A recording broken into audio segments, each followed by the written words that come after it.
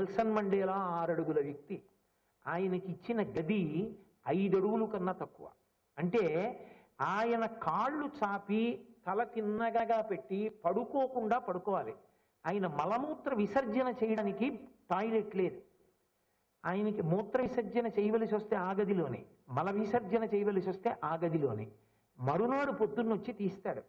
తీస్తే వాసన ఉండదా? ఉంటుంది, అందులోనే ఉండాలి. అలా ఎన్నేళ్ళు పడుకున్నాడో తెలుసా? 26 సంవత్సరములు పడుకున్నాడు. 26 సంవత్సరములు పడుకుని మొక్కవోని దీక్షతో నా దేశానికి స్వాతంత్రం తీసుకురావాలి, పెద్దలు కన్న కలలు నా వలన నెరవేరాలని. ఎక్కువ కాగితాలు ఇవ్వరు, చిన్న చిన్న కాగితాలలో చిన్న చిన్న అక్షరాలు, నలకలంత అక్షరాలతో మ్యాన్స్క్రిప్ట్ రాసుకున్నాడు, a long walk to freedom. 26 ఏళ్ళు జైల్లో ఉంటే ఆయన్ని హింస పెట్టడానికి ఏం చేశారంటే, ఏదో రాస్తున్నాడు చిన్న అక్షరాలతోనని. బాగా ఎండగా ఉన్నప్పుడు, బాగా చల్లగా కొంచెం చిన్న చీకటిగా ఉండేది ఆయన పెట్టిన సెల్. విపరీతమైన వెలుతురున్న టైంలో అకస్మాత్తుగా బయటికి తీసుకెళ్లేవారు వెహికల్లో. అది కూడా ఎక్కడికి తీసుకెళ్ళి, ఓ పర్వతం పాదం దగ్గరికి తీసుకెళ్ళి బండలు కొట్టి మోసిపోయమనేవారు. అలా మోసిపోసినందుకు ఆయన కంటి దృష్టి పోయింది, బ్లర్ అయిపోయింది దృష్టి. బ్లర్ అయిపోయినా సరే ఆయన అపార్థీడికి వ్యతిరేకంగా ఆయన పోరాటం ఆపలేదు. ఆయన అలాగే ఉన్నాడు. 26 సంవత్సరములు 5 అడుగుల గదిలో 6 అడుగుల ఎత్తు మనిషి, దృష్టి కూడా పోయి నా వారన్న వారిని చూడకుండా, జీవితంలో ఏ సుఖాన్ని అనుభవించకుండా కమిటెడ్ అంతే. Indomitable spirit. అలాగే పడుకున్నాడు, అలాగే ఉన్నాడు. ఏడవలేదు, నన్ను విడిచిపెట్టడం లేదు, నా పోరాటం ఆపేస్తానం లేదు. 26 సంవత్సరముల తర్వాత దక్షిణాఫ్రికాకి స్వాతంత్రం వచ్చింది. ఆయన రాష్ట్రపతి పదవిలోకి రాగానే తనని బాధ పెట్టిన వాళ్ళ ఎవ్వరి మీద కక్ష పెట్టుకోలేదు. అధికారంలో వాళ్ళని కూడా భాగస్వాముల్ని చేశాడు. ఒక వ్యక్తికి మానసికమైనటువంటి కమిట్మెంట్ అన్నది ఒకటి ఉంటే, ఒక పవిత్ర కార్యం కోసం హెల్దీ ఫియర్తో కూడిన కమిట్మెంట్ మహాపురుషుణ్ణి చేస్తుంది తప్ప, అసలు ఆ హెల్దీ ఫియర్ లేకపోతే సంస్కారం అనేటటువంటిది ఎన్ని మాటలు ఊరికే ఏదో పద్యం జరిగినట్టుగా ఉచ్చరిస్తే ఎక్కడి నుంచి రమ్మంటే వస్తుంది. నేను తెల్లవారుజామున లేవలేదనుకోండి, నాకు నిన్న ఈ విశాఖపట్నంలోనే ఒక వ్యక్తి కనపడ్డాడు. అతనేం చదువుకోలేదు. అతను ప్రతిరోజు రాత్రి 1 గంటకి నిద్రలేస్తాడు. ప్రతిరోజు 1 గంటకి నిద్రలేచి స్నానం చేసి ఆవు పాలు మరగబెడతాడు, అందులో సుగంధ ద్రవ్యాలు వేస్తాడు, ఓ క్యారేజీలో పట్టుకుంటాడు. పట్టుకుని హోర్న వాన పడిపోతున్నా, శరీరాన్ని చలిగాలి కోసేస్తున్నా, హెల్మెట్ పెట్టుకుని డ్రైవ్ చేయడానికి ఇంకో స్నేహితుడిని అడిగి ఎక్కడో ఉన్నటువంటి తాటి చెట్ల పాలెం దగ్గర నుంచి సింహాచలం కొండ మీద కడతాడు. తెల్లవారుజామున 4 గంటలకి సుప్రభాతం చదివే వేళకి ఈ గోరువెచ్చటి పాలు సింహాచలేశ్వరుడికి ఇస్తాడు. నేనన్నా, విశాఖపట్నంలో తుఫాన్లు ఎక్కువ కదా, తుఫాన్ వస్తే ఏం చేస్తాను నేను అతని జవాబుకి ముచ్చట పడిపోయాను. అతను అన్నాడు, హెల్మెట్ పెట్టుకుని ఎంత వానలోనైనా డ్రైవ్ చేయగలిగినటువంటి వాడు నాకు స్నేహితుడు ఉన్నాడు, వాడు డ్రైవ్ చేస్తే వెనక కూర్చుంటా క్యారేజీ పట్టుకుని అన్నాడు. నేనన్నా, ఎందుకు కూర్చుని పెట్టికెడతావా పాలన్నాను. అతని మాట నాకు నిజంగా తెలబోయేట్టు చేసింది. అతను అన్నాడు, ఎప్పుడో నేను ఉపన్యాసం విన్నా సింహాచలంలో, 30 లీటర్ల పాలు 30 షేర్ల ఆవు పాలు ప్రతిరోజు సింహాచలేశ్వరుడికి సుప్రభాతం పలకగానే నైవేద్యం పెట్టేవారు అని విన్నాను. ఇప్పుడు ఒక్క షేరు కూడా పెట్టట్లేదు అని విన్నాను. నా స్వామి ఎందుకు అలా ఎండిపోవాలి? అందుకని నేను షేరు ఆవు పాలు ప్రతిరోజు తేవాలని నిర్ణయం చేసుకుని కొన్ని సంవత్సరాలుగా అలా తెస్తున్నానన్నాడు. అదేంటి ఇంతలా తేగలగడం చాలా, నీవేం చేస్తావు ఉద్యోగం అని అడిగా. నాకేం లేదన్నాడు. మరి నీకు డబ్బు ఎక్కడదని అడిగాను. నా స్నేహితులందరినీ అడిగి 6,000 పోగు చేసి ఆవు పాలు ఇస్తానన్నాడు. ఇది విని ఫారినర్ ఒకడు పెట్రోల్ ఖర్చులతో కలిపి నాకు 8,000 ఇస్తాడు, నా జీవితానికి ప్రయోజనం అదొకటే. ఒకే ఒక్క మాట విన్నాడు అంతే, దానికోసం తన జీవితాన్ని అలా ఉంచేసుకున్నాడు. నీకేమిటి తృప్తి అని అడిగా.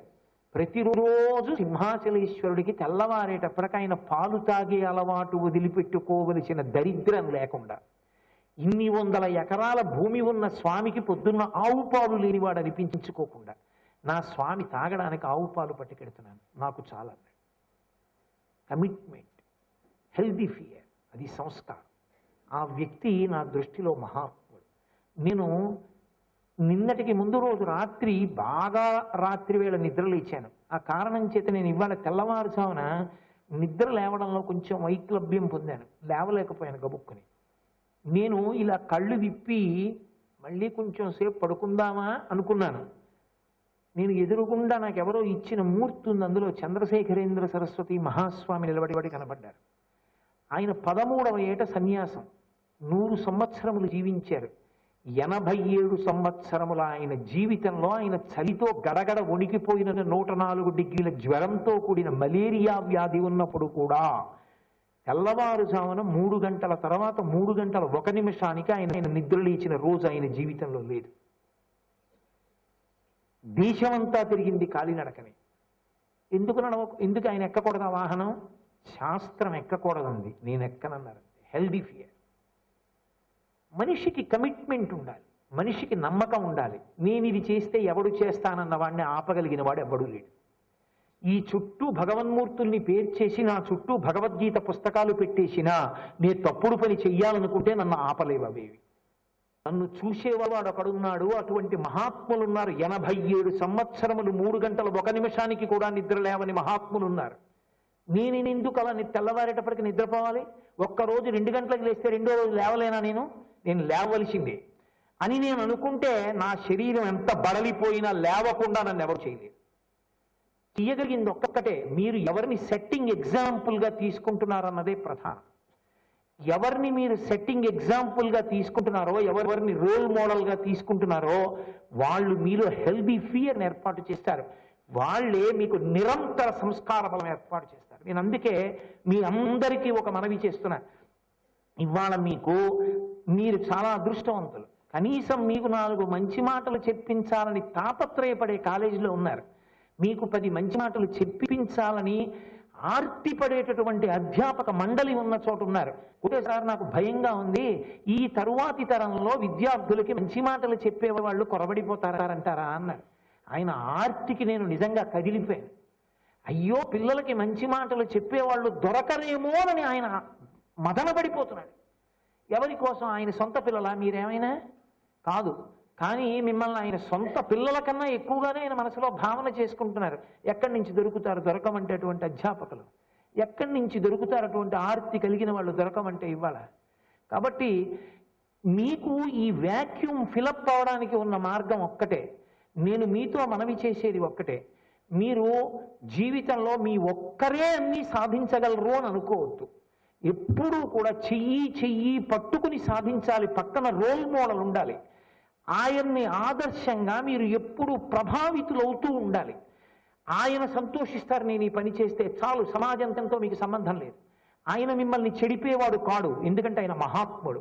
ఆయన చెప్పినట్టు బతుకుతా, ఆయన సంతోషించడానికి బ్రతుకుతా మీరు సమాజం అంతటి చేత గౌరవింపబడేటటువంటి పూజా పుష్పం అవుతారు.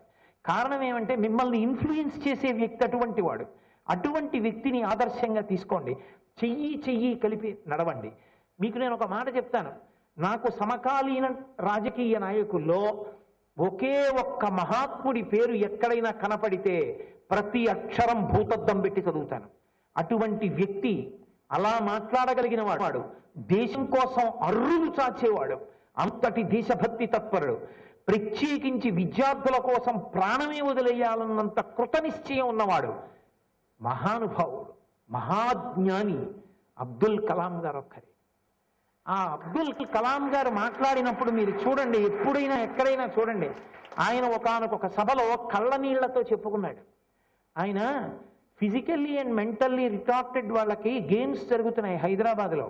దానికి చీఫ్ గెస్ట్గా వెళ్ళి కూర్చున్నారు. 9 మంది పిల్లలు, అందులో కొంతమందికి కాళ్ళు సరిగ్గా లేవు, కుంటి వాళ్ళు, పోలియో ఎఫెక్టెడ్. అది ఏదో సరదాగా వాళ్ళకు ఒక క్రీడ పెడదామని, ఏదో పైశాచిక ఆనందం కోసం కాదు. 9 మంది పిల్లల్ని లైన్ దగ్గర నించోపెట్టి 100 మీటర్స్ డాష్ పెట్టారు. 100 మీటర్లు పరిగెత్తుకెళ్ళి అవతల గీత చేరాలి. 100 మంది పిల్లలు నించున్నారు. నించుని ఉండగా తుపాకీ పేల్చారు పరిగెత్తమని. వాళ్ళు పరిగెత్తే పిల్లలు కారు, వాళ్ళు పరిగెత్తలేరు.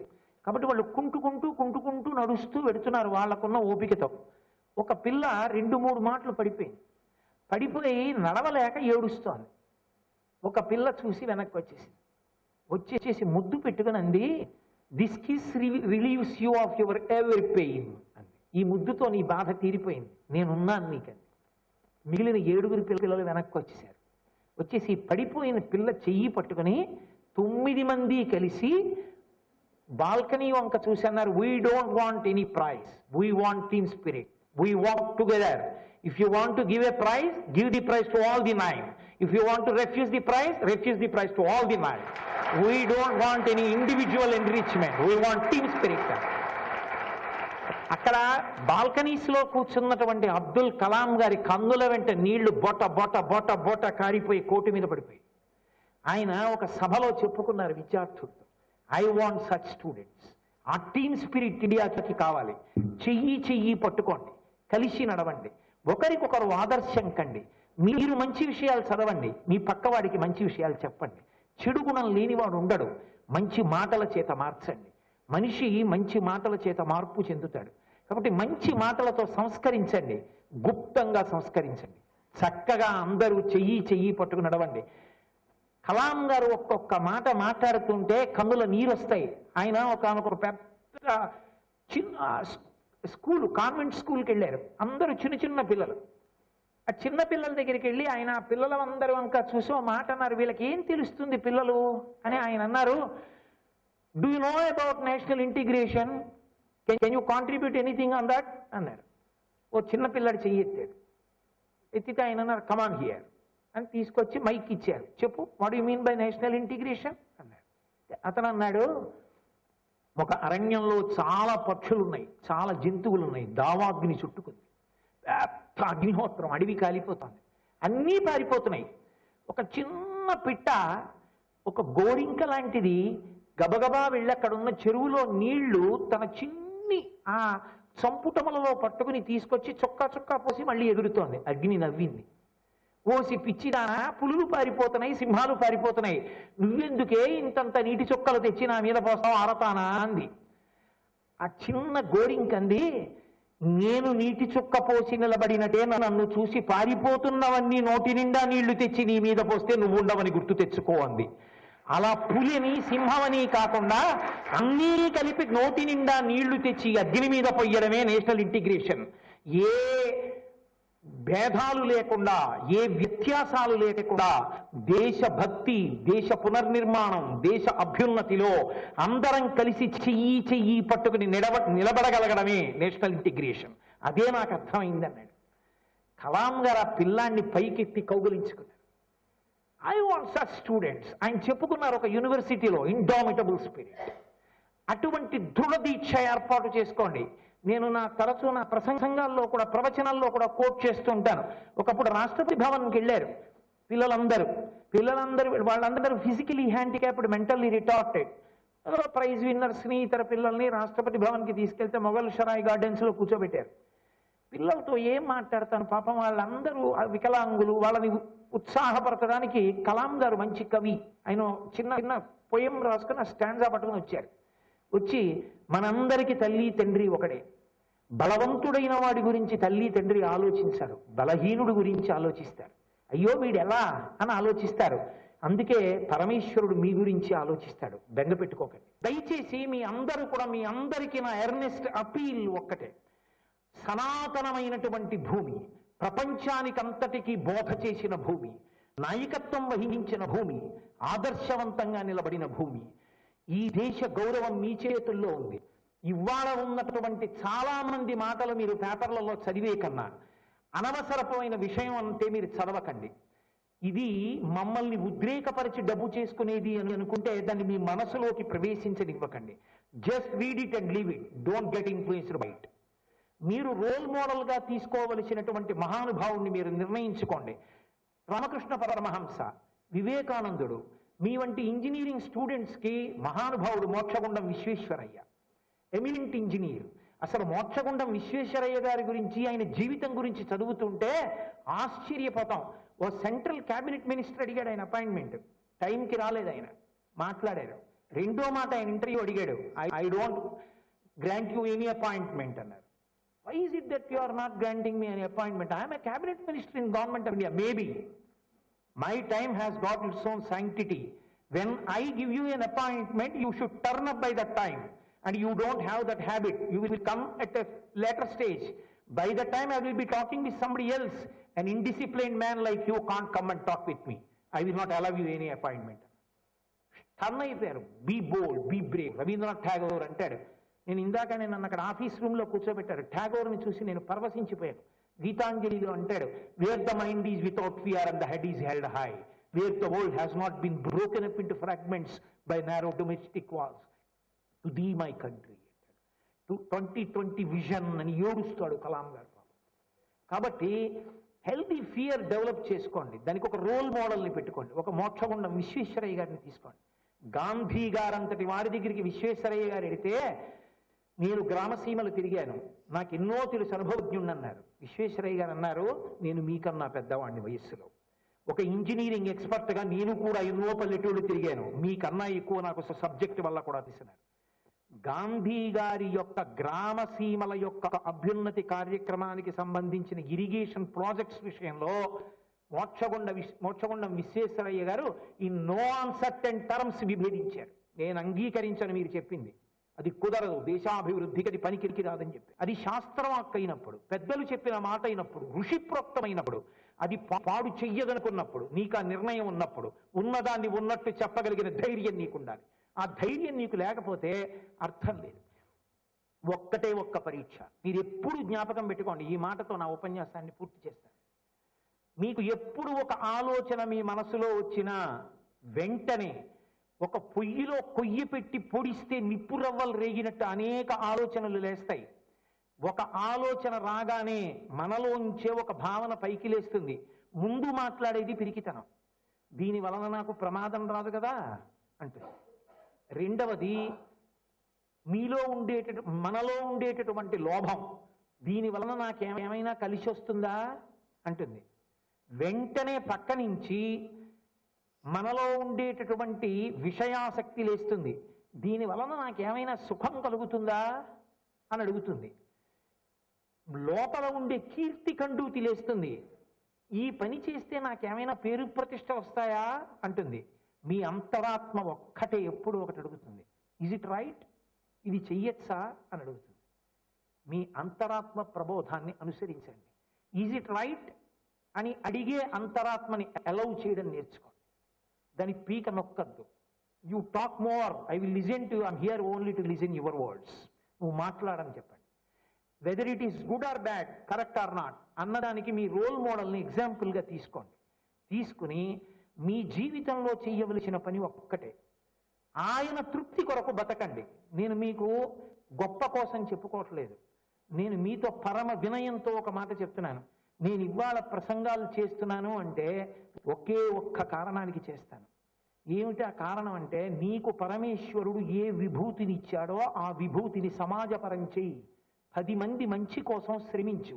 నీకు డబ్బు ఉంటే 10 మందిని ఆదరించు. నీకు ఓపిక ఉంటే నలుగురికి సేవ చేయి. ఈశ్వరుడి పల్లకీ పట్టుకో. నీకు మాటలు వస్తే 4 మంచి మాటలు చెప్పు. నీకు ఈశ్వరుడు ఏదో ఒకటి ఇవ్వకుండా ఉంచలేదు, ఏదో ఒకటి ఇచ్చాడు. ఏది ఇచ్చాడో అది ఈశ్వరుడి పరం చెయ్యి అని చెప్పిన కంచికామకోటి మఠానికి పీఠాధిపత్యం వహించి నాకు పరమ స్మరణీయులు, నిత్యస్మరణీయులు, నా దృష్టిలో నడయాడే దైవం, నాకు పరమ గురువు, మహాపురుషులైనటువంటి చంద్రశేఖరేంద్ర సరస్వతి స్వామివారు సంతోషించడానికి నేను చేస్తా ప్రసంగాలు. నా జీవితంలో నేను ఏ పని చేసినా ఒక్క వారి ప్రీతి కొరకు. నా శరీరం పడిపోయినప్పుడు శబాష్, నేను అన్నట్లు బ్రతికావురా అని నా జీవుణ్ణి చూసి పరమాచార్య చెయ్యి పట్టుకుంటే నా చాలు. ఆ ఒక్క దానికోసమే నా జీవితం. ఇప్పుడు నాకు చెప్పండి, నా వలన సమాజానికి కష్టం కలిగిందని నేను ఎప్పుడు అనుకోలేదు. ఎందుకని అంటే నేను అలా బతకడానికి అవకాశం లేదు. ఎందుకంటే నేను ఒక్క తప్పు చేయాలంటే నాకు హడిలిపోయేంత భయం.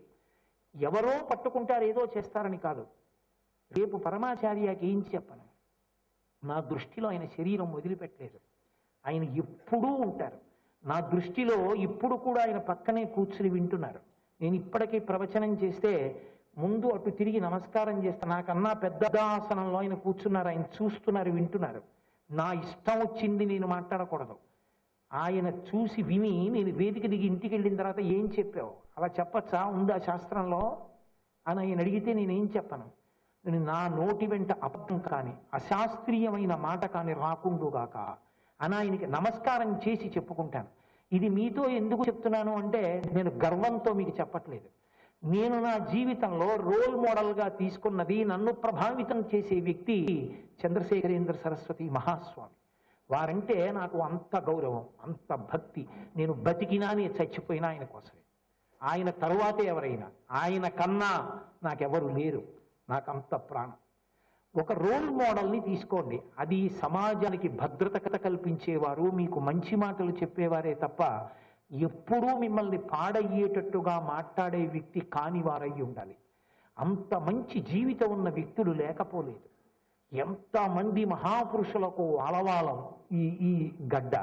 అటువంటి వ్యక్తుల్ని మీరు చక్కగా ఆదర్శంగా తీసుకోండి, అటువంటి పుస్తకాలు సంపాదించుకోండి, వాళ్ళ మీద పుస్తకాలు చదువుకోండి. నేను మీకు హామీ ఇస్తున్నాను, మీరు నిజంగా చదువుకోవాలనుకుంటే మీరు ఈ ఉపన్యాసం అయిపోయిన తర్వాత మీరు రోల్ మోడల్గా ఎవరి పుస్తకాలు చదువుదాం అనుకుంటున్నారో ఆ పేర్లు రాసి వాళ్ళ వర్క్స్ రాసి మీరు స్వామిరాజు గారికి ఇవ్వండి. వారం రోజుల్లో ఆ పుస్తకాలన్నీ మీకు లైబ్రరీలో అందుబాటులో ఉంటాయి. ఒక నయా పైసా ఖర్చు పెట్టక్కర్లా. ఎందుకంటే మీరు చదువుకోవాలని, మీరు వృద్ధిలోకి రావాలని, మీరు సంస్కారవంతులు కావాలని వాళ్ళకంత తాపత్రయం ఉంది. మీరు చదువుకుంటానని అడగండి, రోల్ మోడల్స్ పేర్లు రాయండి. మీరు అందులో తప్పు ఎంచుకుని ఉంటే వాళ్లే కరెక్ట్ చేస్తారు. వద్దునానా ఇన్ని తీసుకోకని చెప్తారు. అదే హెల్దీ ఫియర్. అప్పుడు మీ బుద్ధితో ఆలోచించకండి, గురువు గారు చెప్పారు వదిలిపెట్టండి. కాబట్టి నా మాటలకి ప్రయోజనం ఎప్పుడు అంటే ఒక్క మాట అయినా నాటుకుంటే, వర్షానికి ప్రయోజనం ఎప్పుడంటే ఒక్క గింజైనా మొలకెత్తితే, ఒక్కడి దాహమైనా తీరితే. నా మాటలు మీకు ఎవరికైనా పనికొస్తే అది పరమాచార్య స్వామి వారి యొక్క అనుగ్రహం. ఒకవేళ నేను మాట్లాడినవి పుల్లు మాటలు అయ్యుంటే, మీ సమయాన్ని హరించి ఉంటే దానికి నేను క్షమింపబడేదనుగాక. కాబట్టి నాకు పిల్లలతో మాట్లాడడం అంటే ఎంతో ఇష్టం. ఎందుచేతనంటే మీలోనే ఉన్నారు ఎక్కడో ఒక వివేకానందుడు, మీలోనే ఉన్నారు ఒక పరమాచార్య, మీలో ఉన్నారు ఒక కలాం, మీలో ఉన్నారు ఒక రాధాకృష్ణన్, మీలో ఉన్నాడు ఒక రాజేంద్ర ప్రసాద్. శిల్పి పని ఒక్కటే, రాతిలో అక్కర్లేంది తీసి పనికొచ్చేది పైకి తీయడమే. ఒక్కసారి శిల్పం తయారైపోయి ప్రాణప్రతిష్ఠ అయిపోతే చేసినవాడు కూడా నమస్కారం చేయవలసిందే. ఏమో మీ శరీరం విడిచిపెట్టే లోపల మీలో ఎవరైనా ఒక్కడు మహాత్ముడై, ఒకనాడు ఇంజనీరింగ్ కాలేజీలో ఆయన ప్రసంగం మేము విన్నాం అని మీరు చెప్పగా నేను వినగలిగితే నా జీవితానికి ఇంకంతకన్నా తృప్తి. అలా పనికి రాగలిగితే నేను అదృష్టవంతుడు. సర్వం శ్రీ ఉమామహేశ్వర పరబ్రహ్మార్పణమస్తు. స్వస్తి.